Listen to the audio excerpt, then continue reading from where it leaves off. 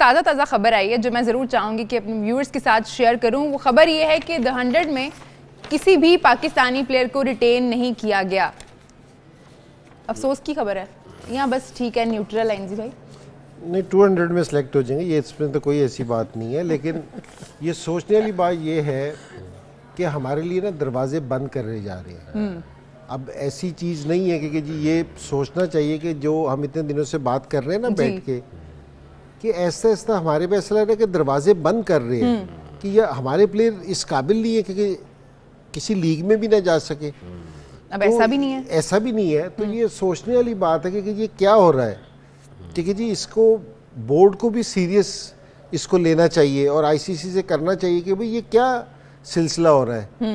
ठीक है जी, मेरा मतलब है कि जी कोई एक फ्रेंचाइज करे ना कि जी प्लेयर्स नहीं है तो समझ आती है, लेकिन अगर सारी फ्रेंचाइज कर देंगे कि जी प्लेयर्स नहीं है, हम इनको कंसिडर ही नहीं कर रहे, तो मेरे ख्याल में कुछ नाजायज़ है। तो ये कहीं ज़्यादती हो रही है। इस ज़्यादती के ख़िलाफ़ है ना आवाज़ उठाना ज़रूरी है।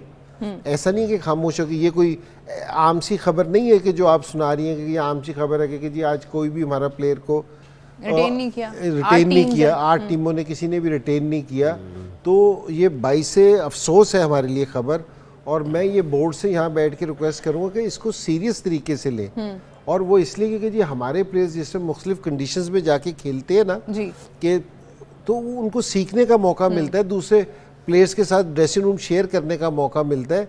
ये हमारी क्रिकेट को ना रिवर्स गेयर लगाने वाली बात है। और ये काफ़ी सारी चीज़ों में लग भी रहे क्योंकि हमारी क्रिकेट पीछे जा रही है और ये और भी तैयारी हो रही है। तो इसको आम ना समझा जाएगा कि ये कोई आम सी चीज़ है, इसको सीरियस नोट्स पे लिया जाए। कि भाई इस तरह ले सकते हैं कि शायद उनकी टीम का बैलेंस नहीं बन रहा हो इस तरह से, पाकिस्तानियों को निकाल के बैलेंस बन जाता है। मैं पॉजिटिव लेना चाह रही थी इसको जो इंजी भाई की बात है इसमें बड़ा वजन है जी, कि पाकिस्तानियों को निकाल के बैलेंस बन जाएगा।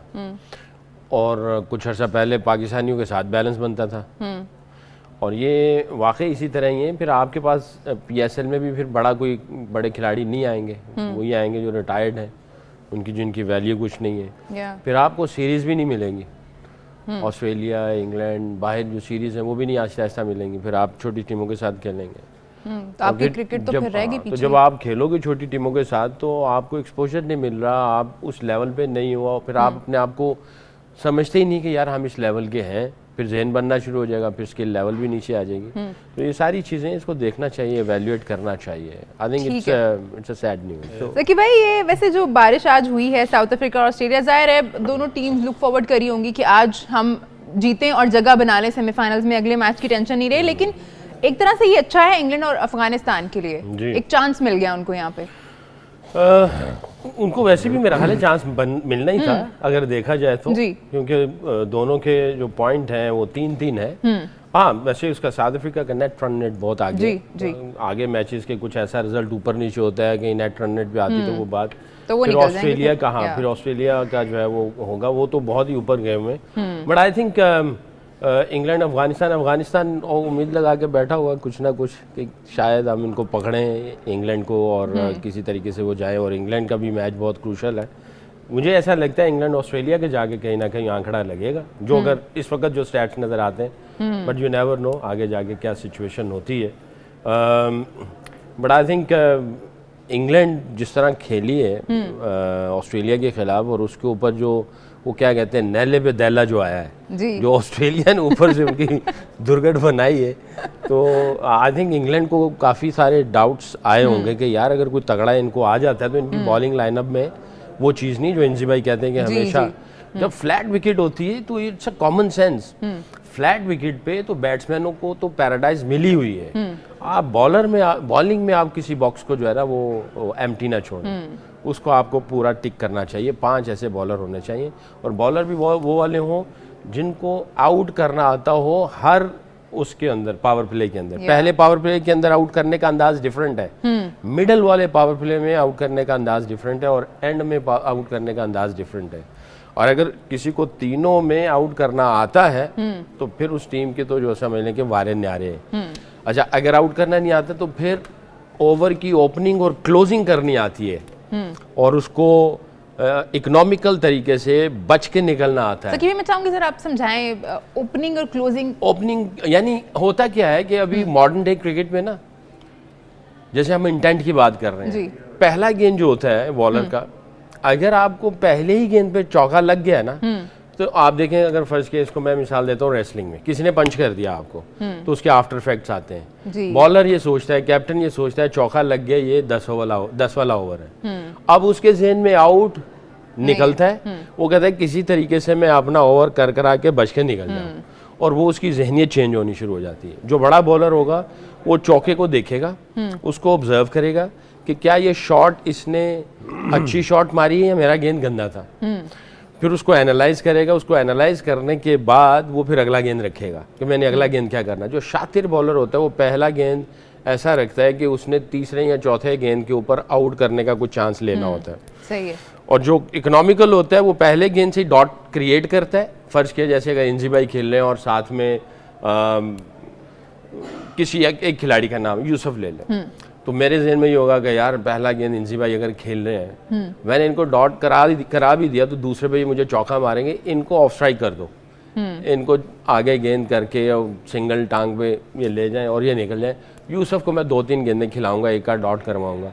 अगर छठे गेंद पे फिर इंजी भाई आ गए तो मुझे फिर वो खतरा होगा कि यार यहाँ पे फिर ये 10 का ही ना बन जाए, चौका छक्का लग सकता है। तो मैं पहला गेंद अगर इनको रखने वाला हूं तो मैं कहूंगा आखिरी गेंद ना इनके सामने आए, यूसुफ मेरा पहला और आखिरी गेंद रख ले। अच्छा, इसके लिए कैलकुलेशन और टैक्टिक्स बड़े स्मार्ट होने चाहिए। उसमें बाज़ का ये होता है कि एक चीज़ होती है कि आप मेडन ओवर में जा रहे होते हो, मगर आप कहते हैं नहीं मेडन ओवर नहीं, आप 1 या 2 जानबूझ के दे देते हो और इनको ऑफ स्ट्राइक कर देते हो। हर बॉलर के अंदर एक बार्गेनर बैठा होता है। जैसे सब्जी खरीदने जाते हैं तो कहते हैं 50 वाली चीज़ नहीं, मुझे 40 में चाहिए। तो मैं इनको कहूँगा कि मेरे से सिंगल ले ले, मैं चौका नहीं खाना आपसे। और किसी को कोई ऐसा बैट्समैन आता है उसको मैं कहता हूँ यार ये तो मुझे चौका छक्का मारने जाएगा, मैं तो इसको आउट कर लूँगा, तो उसको मैं दे दूंगा चौका छक्का, क्योंकि इधर आउट करने के चांसेस हैं, इधर आउट करने के चांसेस नहीं है, इधर जान बचाने के चांसेस हैं। तो इनको मैं इक्का दुक्का दे के तो इनको फारिग कर दूंगा। और फिर इनके अगर मुझे अटैक करना तो फिर मैं कैप्टन के पास जाऊंगा, मैं कहूँगा मैं 3-4 ओवर मैंने इनको ऑफ स्ट्राइक किया होगा, अगर आप कहते हो तो मैं इनके ऊपर चांस लेता हूँ, वो छोड़ के या दूसरा करके या फील्ड में थोड़ा सा होता है। ये कि टैक्टिक्स ये होते हैं कि कभी हम फील्डिंग से अटैक करते हैं और बॉलिंग से डिफेंस करते हैं, कभी हम बॉलिंग से अटैक करते हैं और फील्डिंग से डिफेंस कर रहे होते हैं। सही है।